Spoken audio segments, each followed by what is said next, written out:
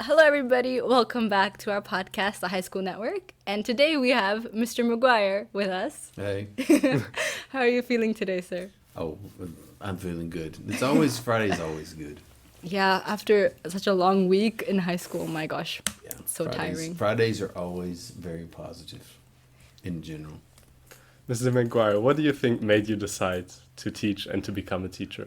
Uh, um, I was in the seventh grade, in middle school, and I had a teacher. His name was Mr. Miller. Samuel Miller was his name, and I adored Mr. Miller. I thought he's just the greatest thing ever, And I can't remember. He had taught I have an older sister and an older brother, and he had taught both of them before me. They're older than me, so he'd already had them in my family in his class.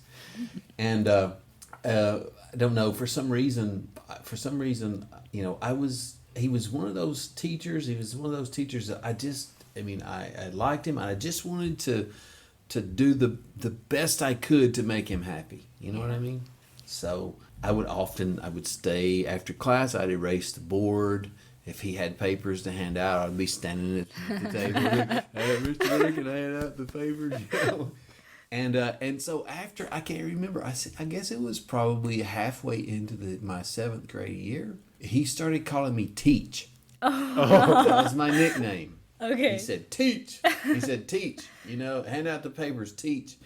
And from that point on, I knew I wanted to be a teacher. I knew it. And that was the first job or the first profession that I ever seriously thought, that's what I want to do. Did your siblings feel that close with the teacher as well?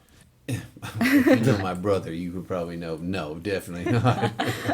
My sister and my brother, they both liked him. Mm-hmm. They both thought he was a good teacher. But I thought he was great. Yeah. He was just my hero. Aw, that's so sweet. And so he started calling me Teach, and then I just knew I wanted to be a teacher. I knew that that's what I wanted to do. I knew that's what I would eventually be, and Mr. Miller, I always think of him, and it's really strange to have someone so much of an influence at such a young age. And he was just a regular guy, but he just had a way about him, and I was like, that's what I want to be like right there. After your education, did you decide to go into teaching immediately, or did you try out multiple professions? When I left school, I had originally, because in high school I had a very big mouth. So whenever I was in high school, I was known amongst my class and amongst my school as being the person who was always, I sought the spotlight. Mm-hmm. I was always talking, I was always doing stuff, I was always putting together little things to performances and stuff like that.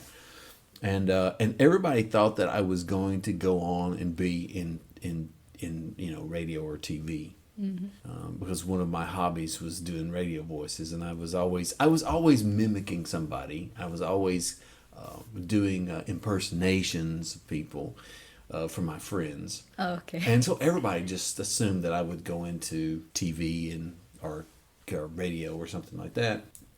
And so when I left high school, that was my original. I was like, okay, I'm going to try that, because everybody said you'd be good at it. So I went to school, and the same story. I had a teacher that I was not so fond of. Yeah. And I said, no, this is not what I want. Yeah. And so after a semester with this particular teacher, the fire was gone. Yeah. And then I was like, teaching always, it always comes back to teaching. It always comes back to school with me, and it always has. And so I originally was going to do something else, but the road always leads me back to the classroom. It always leads me back to the classroom.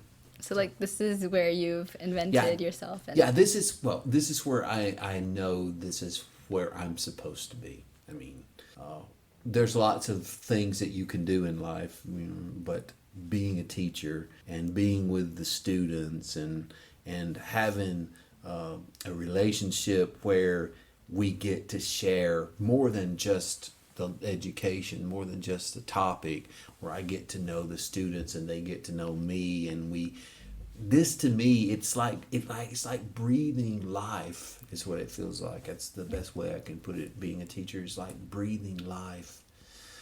You keeps you connected to another generation. Yeah. And I find it extremely gratifying and beneficial for me personally. Yeah.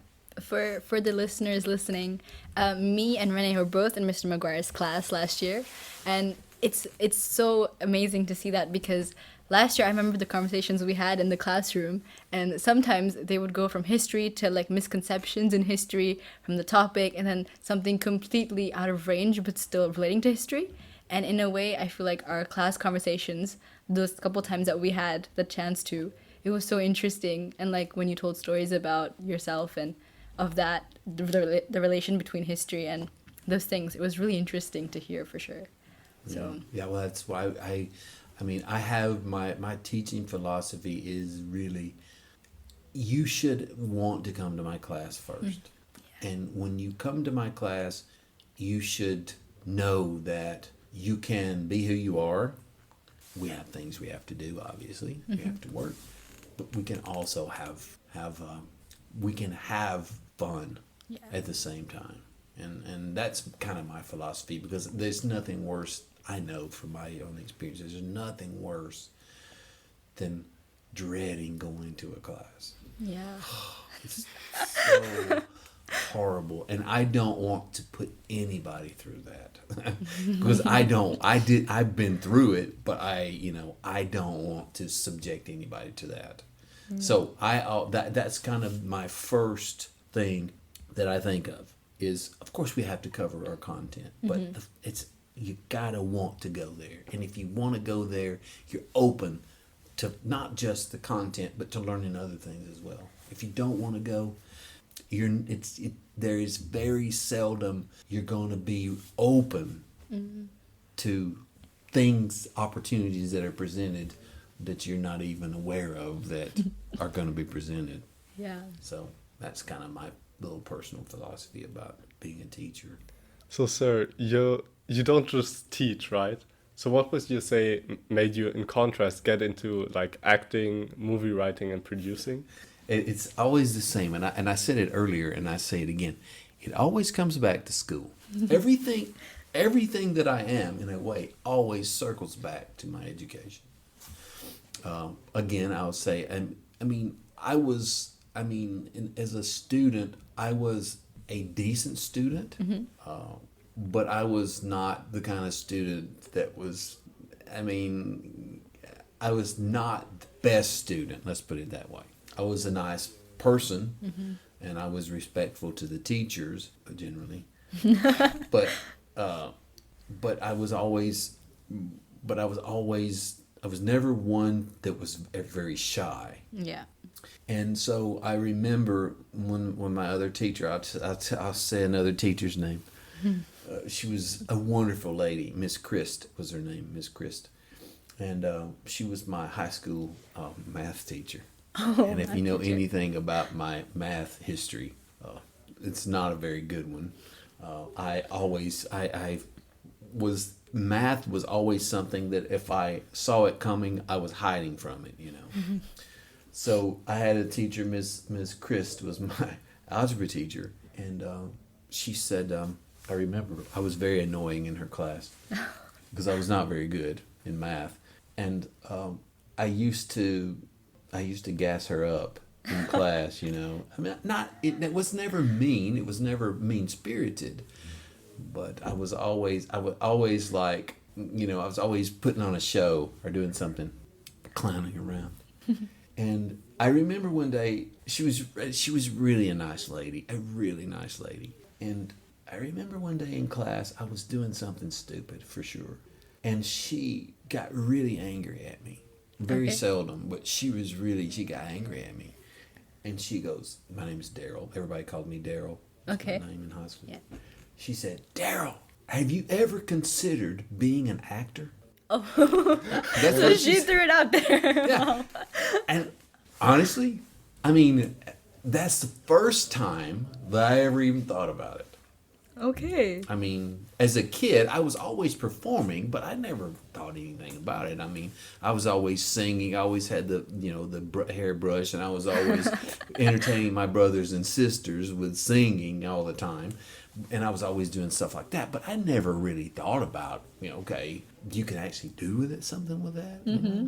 And when she said that, I mean, I didn't. I was like, okay. And then the next thing she said was, she said that, and then her next words were, "If you don't stop, I'm gonna have to call your father." That was her next words, and I was like, stopped, and I knew, okay, I've pushed her too far. Not in a mean way. I was never disrespectful, but and so I was like, okay, she's serious, and so I have to chill out. So I stopped, relatively. I toned it down, and then later on when I went to university, I never forgot what she said. I never forgot it, and unfortunately, I had tried to get in touch with her. I guess 4 or 5 years ago. I wanted to say hi to her, and I wanted to thank her for that, and she'd passed away. It's that kind of thing. You know what I mean? And she was another one of those people that incidentally changed my life in a way. Mm-hmm. And so I went off to university, and I started studying, and I did a couple of years, and then for some reason I remembered what she said, and then I thought. I'd seen some acting classes. There's a very active theater community where I was going to school, and I said, I think I'll just sign up.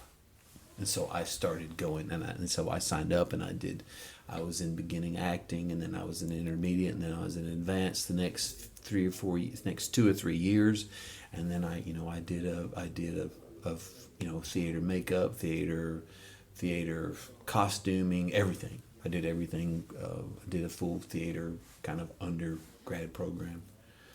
And I never forget, because it was her voice kept coming back into my head. A teacher. And theater changed my life. It really changed my life. So there's two things, acting and then theater. But taking theater classes allowed me to express my personality in a manner that was organized and purposeful. You know what I mean? Yeah. Rather than me just running around laughing and making everybody laugh and being silly all the time. It gave me a way to focus my energy towards something more. It gave me boundaries and said, okay, there's these things, and then you build on something. Like a structure of becoming an actor is just like building a house. You start with a foundation and you build onto it, or you don't, But that's how I got to acting. That's how I got to theater, was that way. And it goes back to Miss Chris. I'll never forget her. That's really sweet, like the connection between acting and teaching, and then Miss Chris. Yeah. It's really crazy, that cycle. I feel like that's something very rare. Yeah, well, you know what? I don't think it's rare. I think I was never closed off to anything in terms of learning and education. I mean, I was not good at math, and I was not so good at science, and I was not so good at things like that. But I never shut them off. You know what I mean? I always kept it open, and not necessarily consciously, not thinking, oh, I hope that I can, in this class I'm going to be rediscover something. It was never a conscious thing. But I just never closed it down. And I think as an adult and in teaching, that's why I always tell the students now, you may not like geography, or you may not like algebra, or you may not like whatever it is you're taking. You may think, oh gosh, why am I taking this? Ugh, so boring, whatever. Though that's when opportunity arrives. So if you keep yourself open, it doesn't mean I'm going to become a rocket scientist if I study physics, but there's always a moment in everything where there is a little door that just kind of pops up and you think, oh, what's that? And you open it and you go in. And if you close yourself off because you don't like the teacher, or you don't like the subject, or you don't like whatever you don't like, you do yourself a big disservice. Yeah. And that's why, I think for my career and my life in terms of school, because I've spent most of my life in school, that's one of the things I learned. And it's transferable to other things rather than just school. It's transferable to life. That's why you never close the door on anything, really. You don't have to agree or whatever, but you always have to think, okay, I don't know everything. And because I don't know everything, there's possibly something that I can learn. This may not make me a rocket scientist or a mechanical engineer, but it may lead me somewhere. And one of the things I believe that and it goes back to the acting thing, one of the things that ability, and I say ability, I don't know what it is, but I've always done that. And what it's allowed me to do, if nothing else, it's allowed me to connect to character. So I know how in life, as an actor, you can experience everything. It's not possible to experience everything. But then you say, well, how can a person play a character like that? You have to be open, because you're faced with characters like that all the time. It's just, are you open to it? Are you open to observation? Are you open to that kind of stuff? And that brings it around to that. I've rambled on about that. Whatever. This is, I think, also, like, for us to listen to these experiences, it definitely helps us to open our, like, range of ideas and, like, open us to new experiences. Because I think, personally speaking, some subjects have been giving me a difficult time. And I think it's so easy as students to just spiral down into this, like, I'm not good at this, I can't do this. But I think hearing this, like, lived experience, is definitely really needed for people, like, students and... Right. Yeah. As part of this like openness, would you say it ties back to method acting in some ways? Because you need to be open to really be the character instead of just playing it? I think, it is method in a way. I am a method. I'm a method actor. I guess you would say that. I was not really trained in any particular school. I was basically just, I'll give you a quote. So there's an old actor. Are you familiar with Edward G. Robinson? You may not be. He's an old 1930s and 1940s actor, and he was really famous in the film noir gangster movies. Okay. And he was, he talked like that. And he was like an old. You look at the guy, you think, how's this guy an actor? He was very famous, and he was asked one time. He said, what is the key to being a good actor? And the quote is not exact to what Edward G. Robinson said, but this is kind of my acting philosophy as well. And he said, I walk on stage and I believe it. He believed it, and again, we go back to the experience thing. If you haven't experienced things, how can you be those things that you're attempting to play? The only way to do it is to never close yourself down to learning something from something. And it can be as simple as watching the mannerisms of a person walking, or listening to the way a person speaks. And one day you're sitting in front of someone and you're auditioning for a part, and you remember, oh wait, I remember that guy. I remember him. And he held his lip a certain way.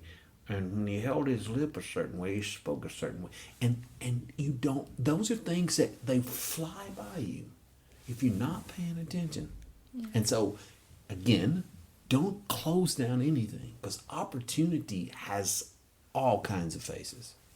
That makes me think of, the way you're imitating, and the way, you're talking about this process of being able to method act and experience. How is that similar to the creative process of what it's like to make the idea of a movie, or to start the writing process of a movie? Yeah, I think the thing about it is that the beauty of creating, the beauty of creating, where it's writing a film or it's painting, doing a painting, or it's whatever it is that you do creatively. The beauty of it is that from nothing there is something. And writing and creating character and writing story and poems or whatever it is that you're interested in, it's always that the beautiful thing is that you start with a blank page and all of a sudden you're in another life, in another world, two people interacting.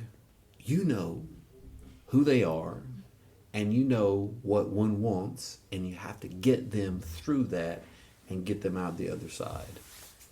And that, to me, the creative writing and stuff like that, it's all about the ability to imagine yourself as a person in a story, a person on the street, a person, the ability to imagine something so much that it becomes real.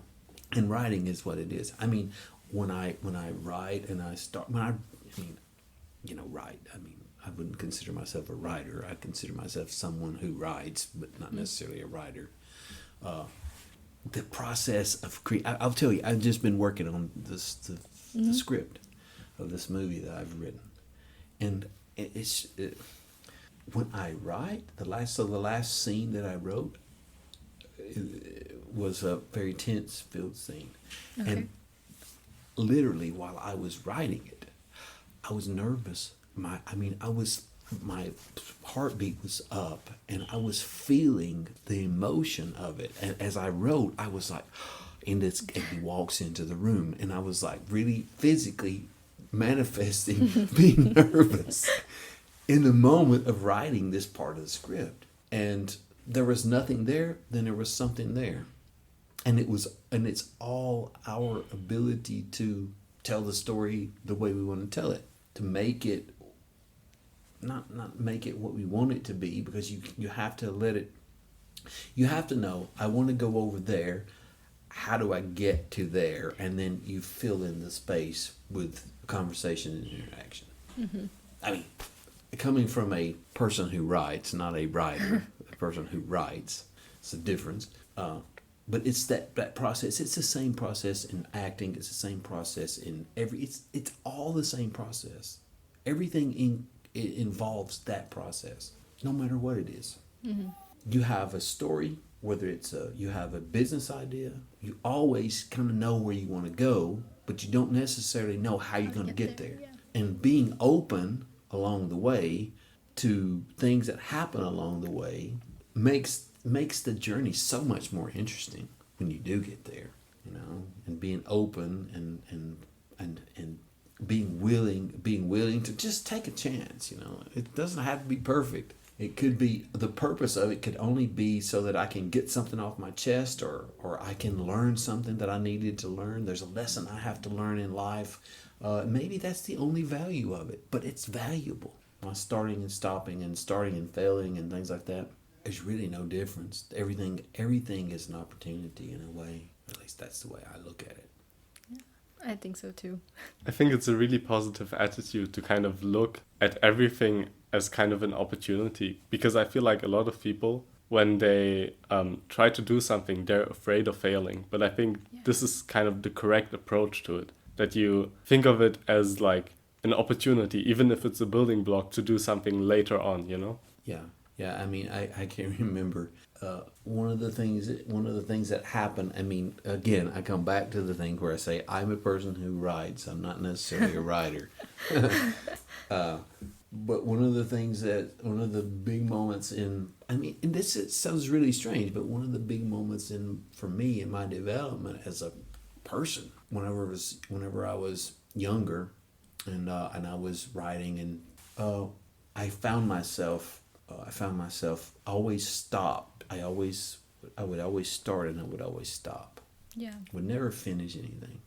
And the reason I didn't finish anything was because I would get halfway through it, and I would do half of it unconscious, and the other half I would do consciously. Okay. And as long as I was doing it unconsciously, I was doing it for myself. But the moment that I stopped and I looked back at it, and I started looking at it through the eyes of someone else, who, that I don't know who that could be anybody, I immediately said, "Oh, that's horrible. Well, that stinks. Well, I mean, that's nothing, you know." Well, and that's why I started things and never finished them. In terms of creative stuff, you know, I've always kind of continued to do what I do, but started and stopped. And then one day, I don't know how it came. I don't know when it. I know when it came. I don't know how it actually arrived. I realized that everything has value. It doesn't. The value of something, if it's valuable to me, it has value. If it has value to me, it's worth. If it's worth a lot to me, it's worth a lot. So the moment that I stopped thinking about that and looking at it from another perspective and thinking, "Oh, how are they going to think of it?" Well, the moment that I quit doing that, I was free. Guys, we were actually in a high school building. Yeah. So the moment that I quit doing that, I became free. And the moment that I did that, then it becomes. It's a process that I realize I'm basically writing for my own sanity, and that has a value. Nobody else has to like it. Nobody else has to. If they don't, they don't. It's no problem for me. I sing a song, even though I may not sing it well. I sing it as if I'm the greatest singer of all time. That has value for me. I act as if it is the most important thing in the world. So I don't do half measures, really. I go in and I'm all in. I'm like, "Hey, let's go." And so what I started doing is I started finishing stuff. Things got finished then. I started finishing things. And, okay, they're laying on the shelf somewhere. It doesn't matter. I finished them and it had value to me. It doesn't matter what other people think about what I do. It has value to me. And if I do the best that I can, how could you ask me to do anything more? Yeah. And that goes to teaching, writing, life in general. To me, that makes me think of the quote. I don't know if it's a quote, but I hear it all the time just randomly. It's doing things for yourself is the greatest thing you can do for yourself. Like for me, personal development, you know, it's still going on. I'm in high school, we're going to go to college, have a job, everything else. But then again, also, we're doing this work for our teachers, or we're doing this work for our parents. But I feel like it's important for us, or for me, for kids in general, that we also start doing things for ourselves as well. I think that's also a balance that's needed in life in general, like you've described. Doing things for yourself is definitely. Yeah, exactly. And what's important is that you try, but you try as much as you can. You know, if you try, and I found now that for me, because I'm older now, but what I find now is that now when I start things, I always try to finish, because then I think we mentioned this, or we talked about this one time, is that you say you can start something. Mm-hmm. There is, whether it's successful or a complete flop, there is value. There's as much value in finishing as it is starting, no matter how it ends. No matter how it ends, it can end in a complete disaster. But there's value in complete disasters. I think, you find things manageable, you find things that you can do, you start and you try. It doesn't always work, but you try to finish something that you start. Yeah. And there's so much value in starting and not stopping. And the value is oftentimes has nothing to do with what other people think about it. It's simply you're like, "Oh, wow, if I did that again, I would not do that." Yeah. And the only way you can know that is if you finish. So usually if you are trying to start and finish a project, even if, let's just say you got a different idea, right, for another project, would you prefer to try the other project if you believe the idea is better? Or do you really think you should kind of finish what you have started and then you can dedicate your time to something else? Well, this is the perfect example of it right now. I mean, I've been writing this movie and working on this movie now for 4 years, I think, or maybe a little bit more. In the process of working on this, I've been in the process of working this, talking to other people. I've got a couple of other things like waiting in terms of stories to write. And I catch myself in a way sometimes fantasizing about the other stories, and thinking, I can't wait till I get to that. But the job is not done here. Mm-hmm. And so, as much as I would like to, in the past, that's what I would have done. I would have gone, okay, let's go over there. That looks rosy over there, so we walk over there. And then this would have laid around, and it would have been, So, no, I try now at this point in time, I've put aside other things now to finish this project in many ways. In terms of creative things, this is right now it's my most present and my most complete creative thing. Right now I'm not really doing anything else creatively now except the movie and the story. That's all I'm really doing creative now. And I won't stop this until this part is finished. In another couple, 2, 3, 4 months, it'll be completely finished. This stage of it will be completely finished, and I can then let myself, okay, so let's step back and look at what else do I want to do? What do I want to do now? Mm-hmm. I imagine that ending process, like when it's finishing, I feel like it must feel so good because you dedicate 4 years of like the creative process, talking to everybody and making this, something out of nothing. Yeah. It's like, I imagine that must be so impactful to feel that feeling. Yeah, it is, but it's also, it's also sad in a way. Oh, yeah. It's very nice. The good thing about it is that you say, I finished it. Mm-hmm. It will now live and die on its own. And whatever happens is okay for me. The value I got from it was the value that I got while I was doing it. The thing about it I was saying is that you spend your time, you spend your time 4 years or 4.5. Some people spend way more time than 4 years. When it's finished, you've spent so much time with it that it gets close. You get close to it. And you get people ask me now, they ask me to tell me what your movie is about. I'm like, how many hours do you have?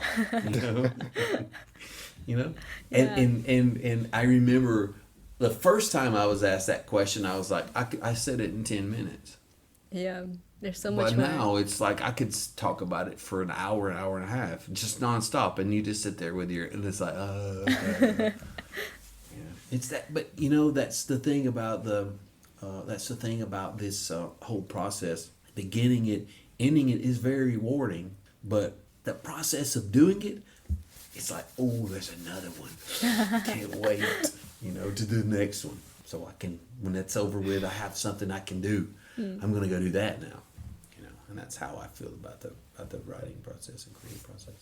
On the topic of your next movie, could you summarize to the audience what the movie is about for you and what it means to you? Yeah. Okay. So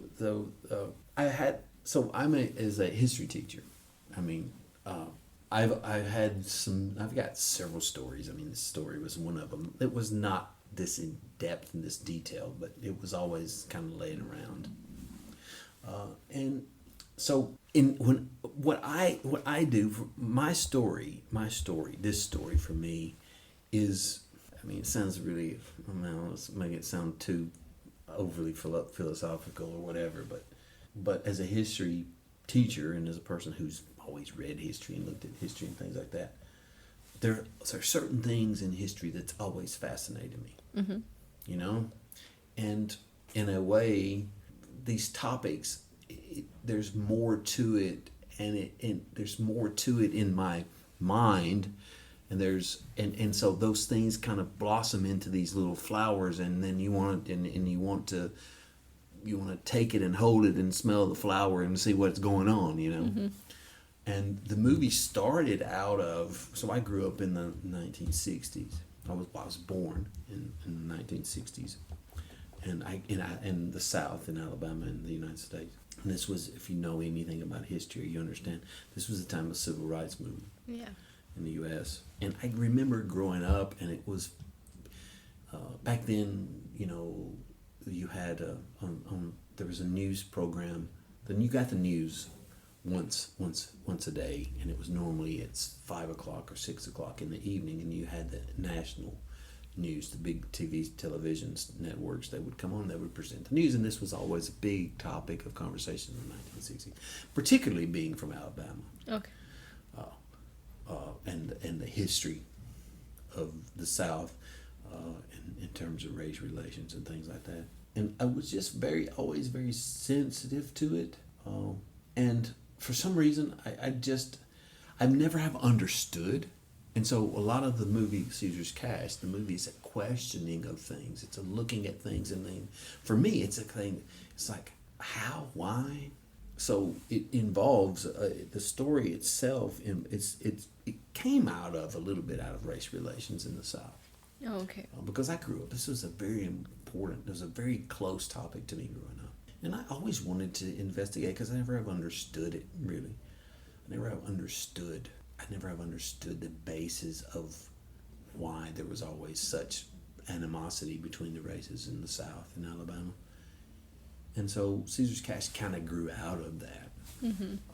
And the main character in the movie was a general in the Civil War.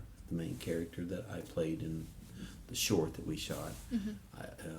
he was a Civil War general, and he comes back from the war. He's a Confederate general. He comes back from the war, and he's confronted with a situation where he's not forced to make a choice, where he's put in a situation where he is confronted by the issue of race after having fought in the Civil War, and he makes his decision to stand on the side of the past is the past. The world is changing.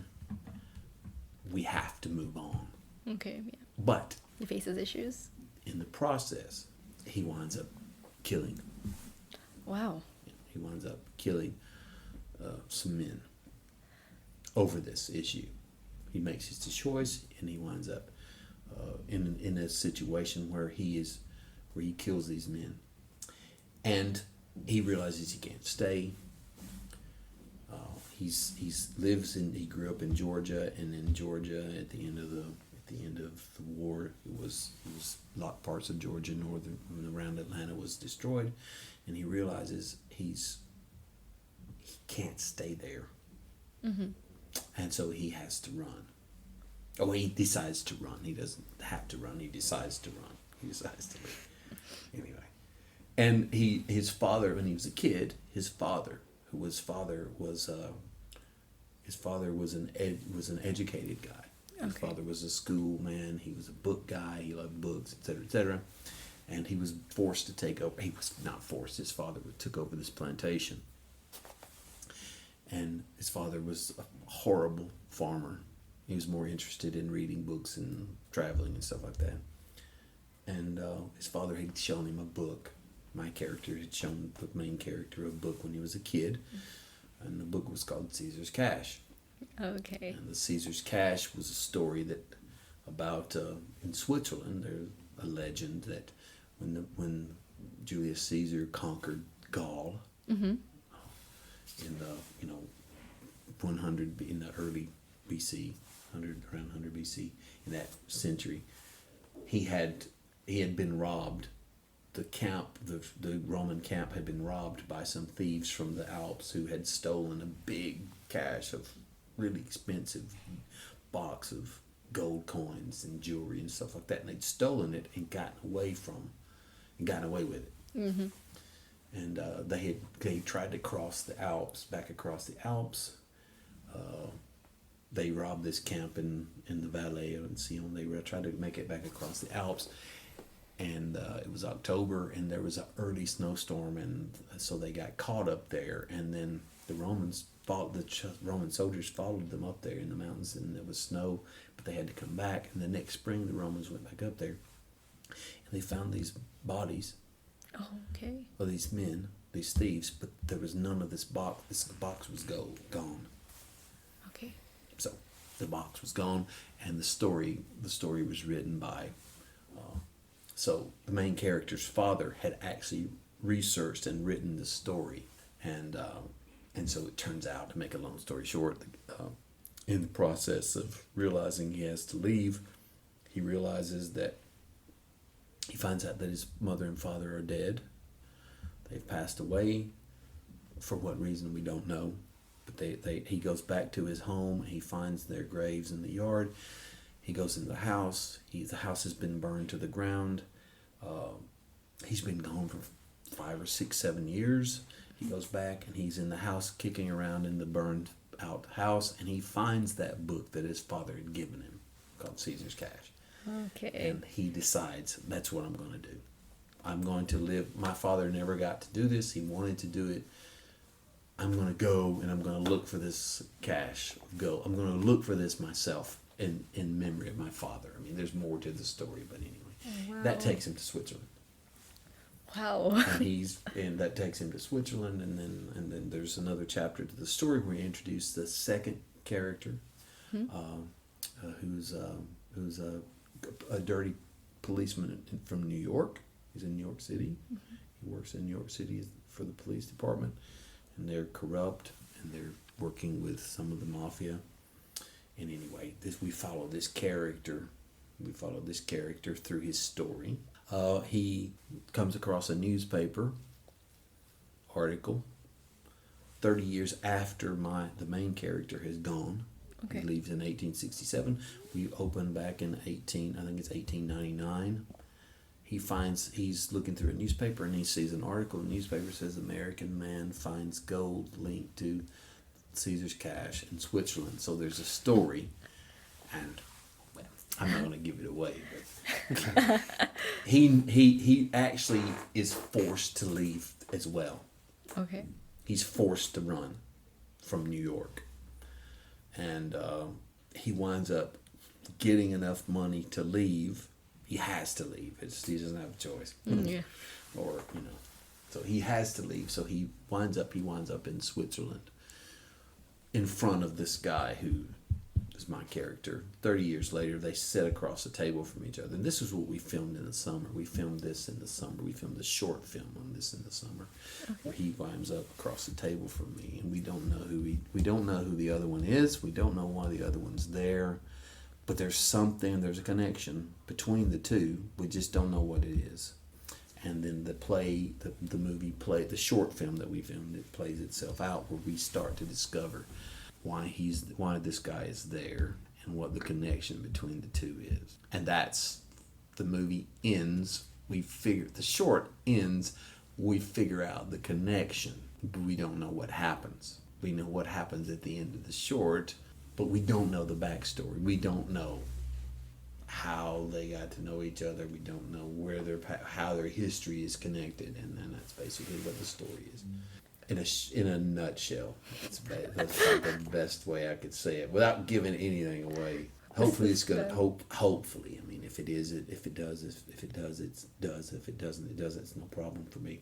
But one day, hopefully, we'll have a feature film with this concept. But hey, if you don't try, you don't know. Mm-hmm. That's kind of my philosophy with that. But yeah, that's sort of the basis of the story. Just listening to it's like the suspense, Yeah. I mean, I've had a good time writing the story. A really good time. Sir, you're a really good writer. I mean, just from hearing the little elements, the circle, the history, the unknown connections. I mean, that stuff might have, I imagine it took a long, long time to think of. I feel like for me, whenever I read mystery novels or mystery books, I always think of how long did it take for the writer to come up with these ideas, these concepts. Yeah. I feel like it's so interesting. Yeah, it's very fun. It's more fun than it is anything. More fun than anything. So in relation to your team, because you're not doing this movie alone, right? You're cooperating with others. How how did that team come about? How did you meet? I'm And going to tell you another story. And guess what it's related to? teaching. School. Yeah, I'm telling you, everything comes back to teaching with me. So I know I'm doing the right thing by doing it. And if I do nothing else in my life, nothing else happens, I've lived a great life teaching because everything runs through it. So I know I've done what I'm supposed to be doing in my life, for sure. The other stuff is just extra gravy. You know what I mean? It's extra. But yeah, so I'll tell you a little story. So I guess it's probably 6, 7, 8 years ago now. I don't know exactly when. I was never good at math. But I had a student in my grade 9 history class. And I didn't think much of it. You know, he's a good student and he's not very talkative, et cetera, et cetera. And I was always, I mean, you know how my history classes are. I'm always up to something. I'd like to do stuff just to keep people on their toes. Mm-hmm. And I don't know how it came about, but anyway, he came through my class. I had him in grade 9, grade 10, was finished. He was gone. He went off. He did IB. And then it was his senior year, was 2020. It was his senior year. And I remember it. He stopped me one day, and it was around over at the Eiger, or the Cervine. And he said, "Hey, Mr. McGuire, he said, I got a question for you." He said, "Look, I've written a movie." And I was like, "A movie?" He said, yeah, I've written a movie, and I want you to play in it. Mm-hmm. And I was like, I mean, I'm not going to turn down an acting role. And I was like, all right, man, I'm in. Yeah, let's do it. Yeah, tell me what you want. Yeah, I'll do it. I'm in. And he was like, okay. So he wrote the movie, and then I read the script, and of course I was going to do it for him anyway. Wouldn't have mattered what it was. I was going to do it anyway. And so we filmed this movie.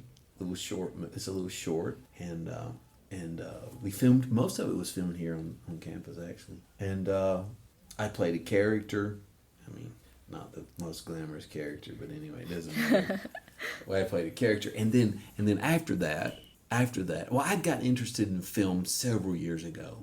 I did some theater in 2016, 2017, 2018. I did some theater pieces. And then I'd gotten interested in film after that. And I'd started playing around with films and stuff like that, looking at filming, you know, and just thinking about it, because I was like, really, really like this medium. So, and it just kind of fit. He was like, hey, I got you to play this movie, because I'd been thinking about doing because I'd done a little short piece of junk film. And I was really interested in film. And he said, hey, I want you to play this. And I was like, a film, I mean, I'll do anything to play in a film, because I've done theater, stage, but not film. It's a different kind of thing. And so we rehearsed, we shot the film, and then, because I'd fallen in love with film. And so I'd gotten into it, and I really wanted to learn about it. So I started, thinking, again, it goes back to that thing. I was like, if I go and I set myself out too much to do, I'll never finish it. Mm-hmm. So let's find something that we can start and we can finish. We can have a little fun, and I can learn, and let's do that. Okay. And so this was the time when I came up with this idea. I mean, I don't know if you've seen them, but anyway, we have these garbage cans around campus with pads and stuff like that. And I was like, well, I would like to do something. Let's learn about film. Let's do some little films about kind of public announcements, teach people how to do film, how to do recycling, but in a fun way, not so you got to throw your garbage in this and you got to do that. If you don't, your hand's going to rot and die out. Or all, you know what I mean? That kind of stuff. I wanted to do something where it was fun for me. I mean, if people liked it, that's their problem, But so I came up with this idea. I did this movie, a little short. It's about 15 minutes, called General Waste. Mm-hmm. I don't know if you've seen General Waste, but anyway, it's on YouTube. You can find me on YouTube. And then, so I did that, and then I was like, I'd written the script, and I was like, I have to have a second. So I went back to this student he was finishing. It was his senior year, and I was like, hey, before you graduate, look, will you do just I want you to do this real quick film with me. And he's like, yeah, for sure. So we did this little short film. It's very simple camera, iPhone camera and stuff like that. And so we did this little film. I edited it and I put it together. I posted it around. People saw it around school. I posted it on YouTube, and then when I finished that, I did another one. And so I did another one, and he was gone. It was the summer. He was gone, and he'd already graduated before he went off to film school. I called him up and said, "Hey man, I've got one more little thing. Can you do this before you go off to school?" And so he said, yeah. So we met and we filmed the second in this little series of films. We filmed the second part in this little series of films. And then later that summer he said, "Hey, I've got another role. I want you to play in this film." So I played in that film. and then we were talking one evening. We were sitting talking, and we started telling stories. Mm-hmm. And I told him the story of Caesar's Cash. Okay. And he was like, "Hey, we have to make that into a film. Listen, if you write the story, I'll help you. Mm-hmm. I'll put it together for you. And when we're finished with it, I'll help you pitch it and stuff like that." And that's how I started. A student. An ex-student, and I was like, "Man, you never told me you were interested in film. I mean, we could have some really nice conversations. If I'd known you were interested in film, we would have had some really good conversations about film." Mm-hmm. And again, it's the same thing. Opportunity has a million faces. You just have to not be closed off to it. And so we met, we talked.